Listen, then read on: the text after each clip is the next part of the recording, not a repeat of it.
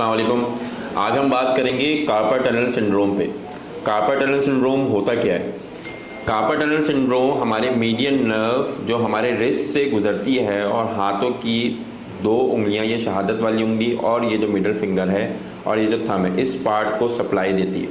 तो क्या होता है कि कार्पल टनल में ये मीडियन नर्व जब हमारे रिस्ट से गुजरती है तो इसके ऊपर की जो झिल्ली होती है, जो शीट होती है, जो कवर होता है, जिस सुरंग से ये गुजरती है वहाँ पे यहाँ पे वो दबना शुरू हो जाती है। जब ये यहाँ पे दबना शुरू हो जाती है तो हमारी ये दो उंगलियाँ और थंब सुन्न होना शुरू हो जाता है।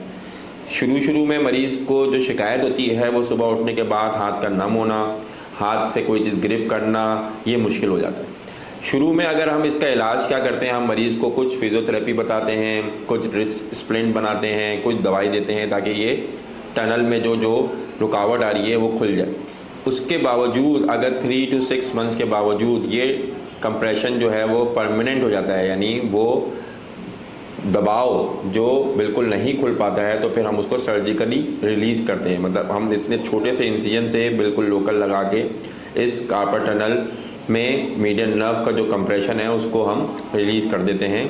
विदाउट 15 to 20 मिनट्स की ये प्रोसीजर होती है और इसमें हम मरीज़ के सुनपना फ़ौरन विदिन बिल्कुल, मरीज़ जब ऑपरेशन थिएटर से वापस वार्ड में जाता है और उसको ये फील होता है कि मेरे हाथ में से कोई गिठान टाइप जो पेन है और जो बिल्कुल इस्कीमिक पेन है वो बिल्कुल ख़त्म हो जाता है। इसका मसला क्या है, अगर इसको हम फ़ौरन से इसको एड्रेस ना करें तो मसला क्या होता है, बाद में फिर ये थंब की मूवमेंट चली जाती है। तो एक मसला जो कि सिर्फ एक शीट के बहाव को ख़त्म करके, एक शीट के दबाव को ख़त्म करके सही किया जा सकता था, वो अब कॉम्प्लिकेटेड सर्जरी में कन्वर्ट हो जाता है। मतलब अब हमें क्या करने का, ये थंब की मूवमेंट चली जाती है तो फिर हमें कोई पट्टा या टेंडन लेके उस पर लगा के टेंडन ट्रांसफ़र करना पड़ता है इस थंब की मूवमेंट को वापस लाके। इसलिए इस मर्ज़ को हमें बहुत ही गहराई के साथ और बहुत ही सीरियसली लेना चाहिए और वक्ती तौर पर डॉक्टर से मशवरा करना चाहिए कि इसके लिए हम क्या करें।